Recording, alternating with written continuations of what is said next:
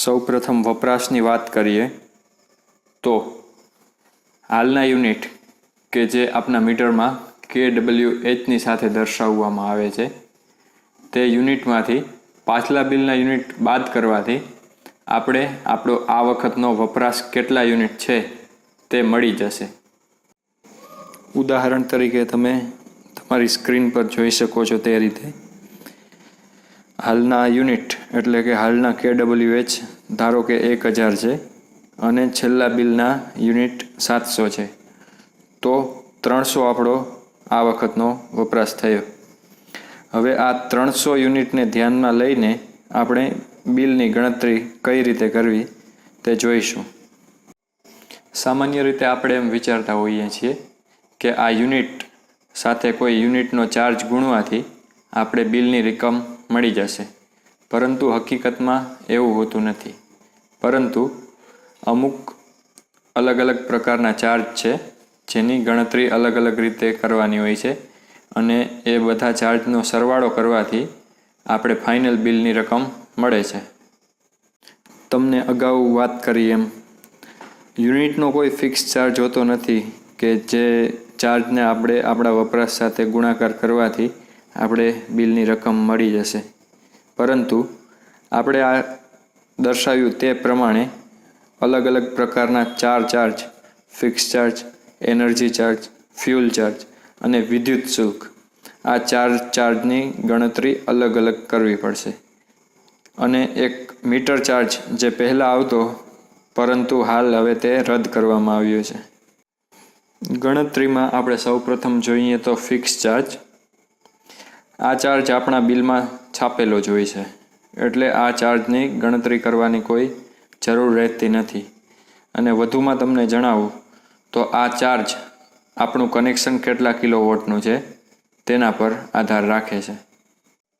ઉદાહરણ તરીકે આ એક બિલમાં તમે જોઈ શકો છો તે રીતે જો આપણું ઘરનું કનેક્શન 0.5 થી 1 કિલોવોટનું હોય તો આપણો ફિક્સ ચાર્જ સામાન્ય રીતે 30 રૂપિયા રહે છે।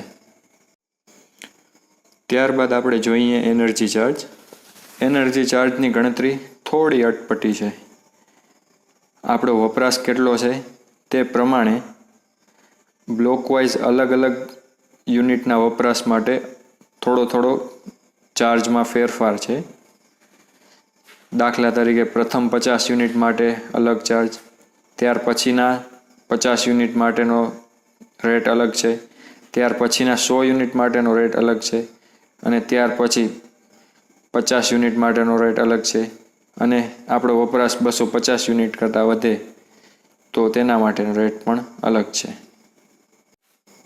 અને હા, શહેરી વિસ્તાર અને ગ્રામ્ય વિસ્તાર માટે પણ એનર્જી ચાર્જના રેટ અલગ અલગ હોય છે જે તમારા બિલની પાછળ છાપેલા જ હોય છે।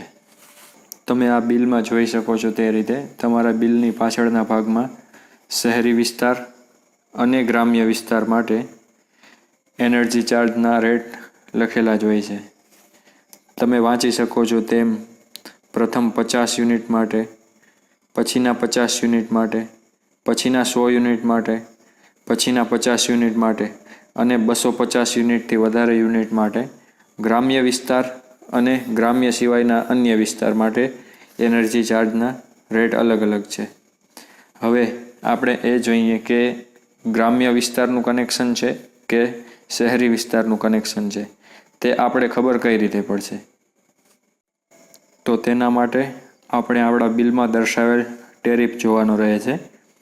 RGPR લખેલું હોય તો આપણું કનેક્શન ગ્રામ્ય વિસ્તારનું છે અને RGPU લખેલું હોય તો આપણું કનેક્શન શહેરી વિસ્તારનું છે।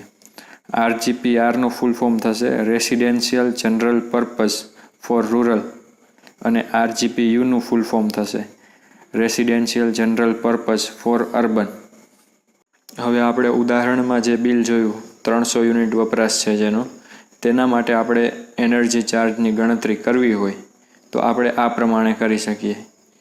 ગ્રામ્ય વિસ્તારમાં પ્રથમ 50 યુનિટ માટે એનર્જી ચાર્જ છે 265 પૈસા એટલે કે 2 રૂપિયા ને 65 પૈસા એટલે 2.65 ગુણ્યા 50 કરીશું આપણે તો આપણે 132.5 મળશે.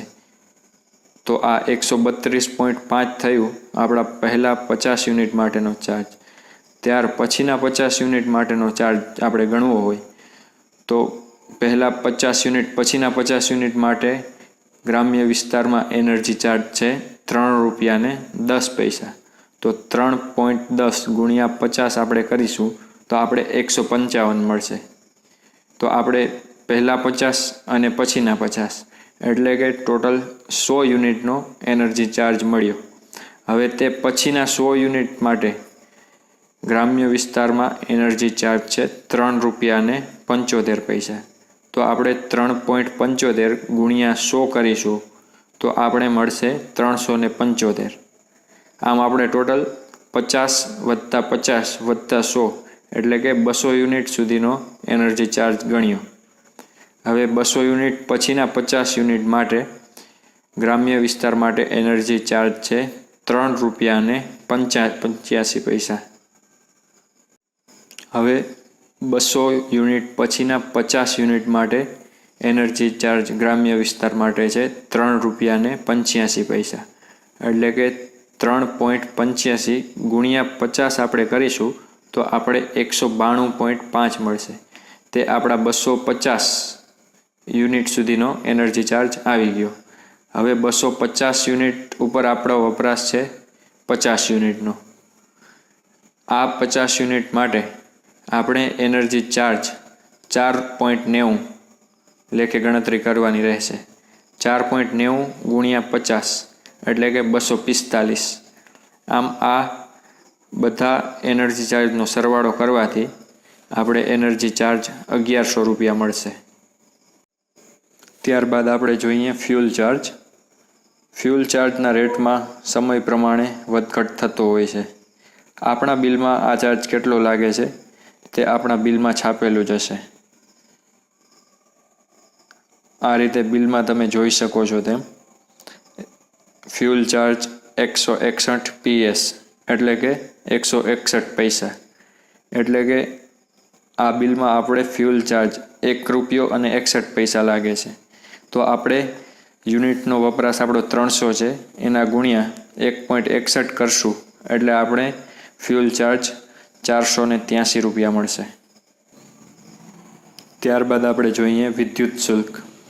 વિદ્યુત શુલ્ક એ ફિક્સ ચાર્જ, એનર્જી ચાર્જ અને ફ્યુલ ચાર્જના ટોટલ ઉપર અમુક ટકા લાગતો હોય છે.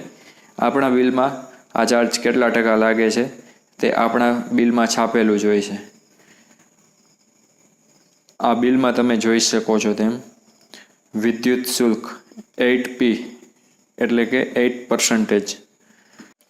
આ કિસ્સામાં તમે ફિક્સ ચાર્જ, એનર્જી ચાર્જ અને ફ્યુલ ચાર્જનો સરવાળો કરશો તો 30, 1100 અને 483 આ બધાનો ટોટલ થશે ₹1613. આ ₹1613ના 8% એટલે કે એ થશે ₹129. આમ આ બધા fix charge, energy charge, fuel charge અને વિદ્યુત શુલ્ક આ ચારેય ચાર્જનો ટોટલ કરશો તો તમને બિલની ફાઇનલ રકમ મળશે ₹1742. અને જો આપણું પાછલા બિલનું કાંઈ જમા બાકી હોય તો તેમાં પ્લસ માઇનસ કરવાનું થાય છે. એ આપણે 14 નંબરના ખાનામાં દર્શાવવામાં આવે છે. જો પાછળ CR લખેલું હોય તો CR એટલે કે ક્રેડિટ એટલે કે આપણા જે કાંઈ રૂપિયા જમા છે તો તે બિલની રકમમાંથી બાદ કરવામાં આવે છે અને પાછલા બિલનું કાંઈ બાકી હોય તો તે આ રકમમાં ઉમેરવામાં આવશે.